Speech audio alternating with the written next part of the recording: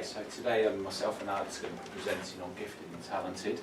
We've been part of the steering group run by Nikki Narber, and it's myself, Alex, Anna Harvey, there's Kelly Alexandra, and there's also Nick Matthews Mike Uren. and Mike Uren on the team. So we've been looking at Gifted and Talented. So the first starting point was obviously what is gifted and what is talented. And obviously looking there at the gifted, the more academic subjects, and it was good to have teachers from science and from the academic subjects as well as from the arts subjects, where we look at more talented students. So it was looking at that, and then we decided to split them down into sort of sections. So myself, I went off to other schools to see how they do it, and I'll go through that in a second. Alex was obviously looking at the data and how we track gifted and talented students. And really what we tried to come out with was how we treat gifted and talented here at Feltham, how we meet their needs and their abilities, etc. And then of course, what can we do for everyone in terms of resources and sort of tips and top tips for helping progress our gifted and talented students on. So that was kind of the remit that we had, and then we obviously all got off to do that. So first of all, I'm going to show you, come out of that, but I want to show you a quick clip from YouTube, because for me this embeds what gifted and talented is about. So if we watch it, and then we'll just get some thoughts from it. You've probably all seen this before. Gentlemen, open your text to page 21 of the introduction. Mr. Perry, will you read the opening paragraph of the preface entitled Understanding Poetry?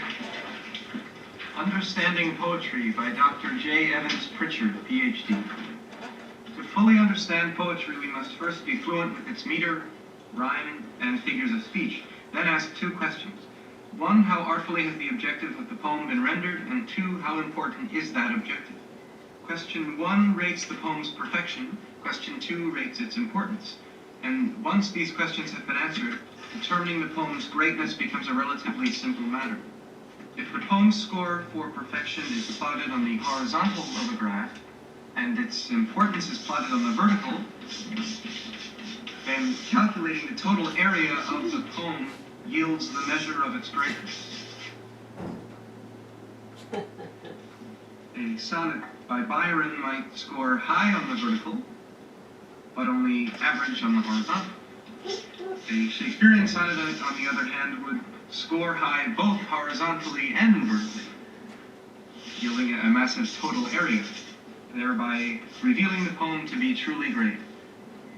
As you proceed through the poetry in this book, practice this rating method. As your ability to evaluate poems in this manner grows, so will your enjoyment and understanding of poetry.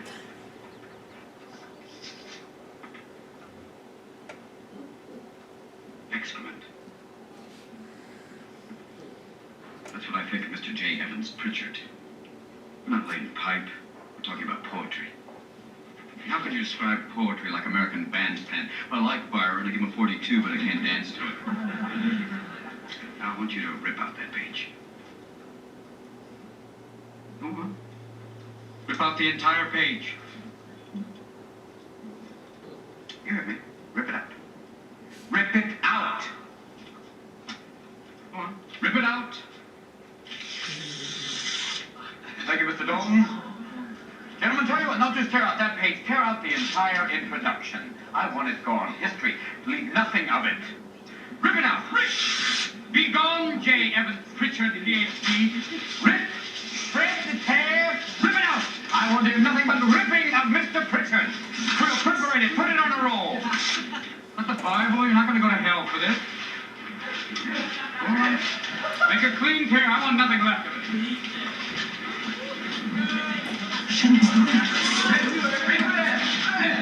Rip it out, rip!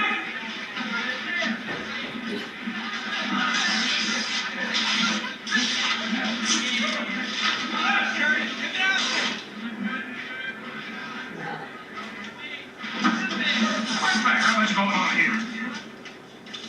I don't hear enough rip! Mr. Keating, Mr. McAllister. I'm sorry. I didn't know you were here. I am. Ah, so you are. Excuse me.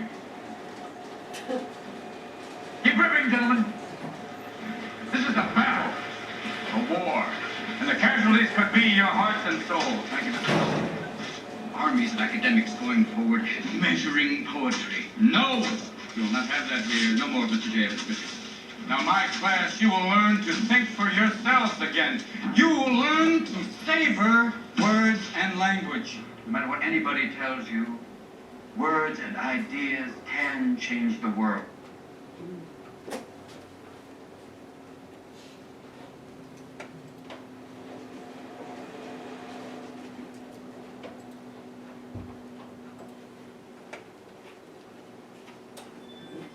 Okay, so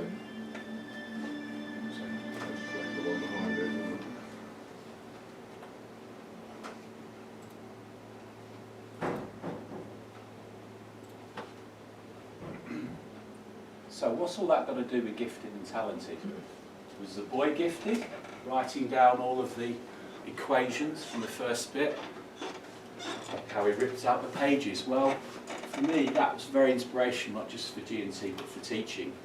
It's about taking the risks. It's about, you know, not following the norm. It's about giving the students and empowering them, which is very important. And of course, gifted and talented encompasses all of that. Well, I think we all need to start about what does gifted and talented look like. And there's just a few pointers there. The gifted, talented will tend to develop speech and vocabulary early, so taking this right back to preschool to primary school, asking lots of questions. I'm sure there's lots of students in your lessons that are very curious, asking lots of questions. They read early, they learn quickly, accelerated learning, they have a good memory, they're good at problem solving, and all of this we wanted to tap into, and Alex will talk about that later on. But where did I come in? Well, I went out to other schools. I worked with St Paul's Burgess Hill, outstanding rated school there. I did some work with their Year 11s, and we looked at what they did. Well, what they did in Year 11, they had what's called the 5-Star Club. They had a group of gifted and talented students who were from the register, from the Gifted and Talented Register. They had dedicated support from teachers. They had personalised learning. These students were excellent at empowering other students in classes. Something that I did with my business group, my gifted and talented students became the project managers. They actually worked with the teams. I split them up into different tables. I made sure they helped and supported the lower ability students. It gave them empowerment, it gave them responsibility, and these particular students really benefited from that. Highly differentiated lesson, that is the key thing.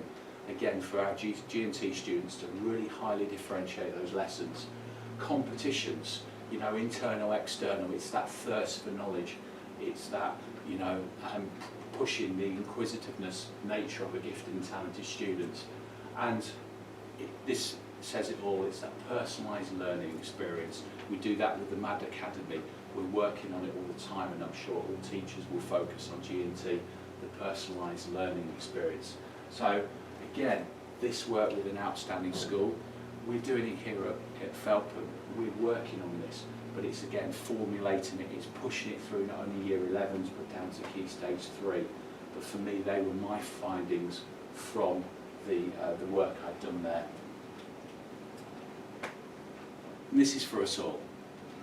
You know, accelerate your students, push them, differentiate, you know, match the personalities. Howard Gardner and the learning styles, find out whether you've got your visual, auditory, kinesthetic learners, play to their strengths, play to their abilities. You know, cross-match students, make sure they work with different abilities and really drive these gifted and talented students. Lots of research been done, and as a group we looked at this. We looked at obviously all the policies from the Department of Education. We looked at specific websites for gifted children, and we looked there. So to finish off my part of the presentation, what did I get from this year? Well, looking at other schools, benchmarking. They're not better than us. We're doing some fantastic stuff here at Feltham, but it was good to see how other schools do it, some policies we can implement here, the way we push gifted and talented forward. We're all doing it every day in our classrooms. We've got some gifted and talented students here that need our focus, our attention, our drive, our acceleration. They need empowering, they need the responsibility, and it really does work. It will benefit all our learners and benefit our gifted and talented learners. Now I'm going to hand you over to Alex, who's going to move on with other stuff and other initiatives.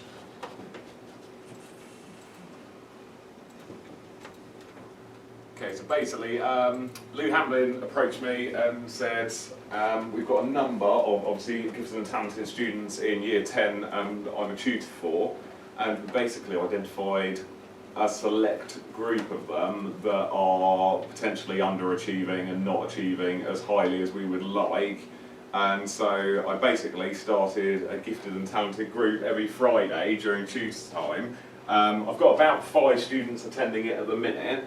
And I've basically just tried to develop some different methods to get them thinking about how they learn best, how they, different learning styles that they're kind of more suited to, ones that they could further develop. So we started off by getting them to do something like this. So they filled out a pupil learning log that I found online, and basically they kind of said, right, in your last week of lessons, or last fortnight of lessons, kind of, have you mainly worked on your own or in groups? What kind of activities did your lesson involve? Was it more practical? Was it more listening? Was it more theory-based? Was it more written? Then they had to kind of judge, well, do I think most of my lessons were kind of stretching me, or were they too easy? Were they boring? Kind of to get them to reflect on where did they think they were really being pushed, and where did they think that they were just kind of coasting along a little bit. So that was quite good to get them thinking about that and kind of see where they thought they weren't really making much progress. And part of that I gave them an audit to do as well, so I got them to go through each of their subjects with their teacher. What were they being set suitable extension work? Did they feel that it was suitable extension work, or were they being set in the first place?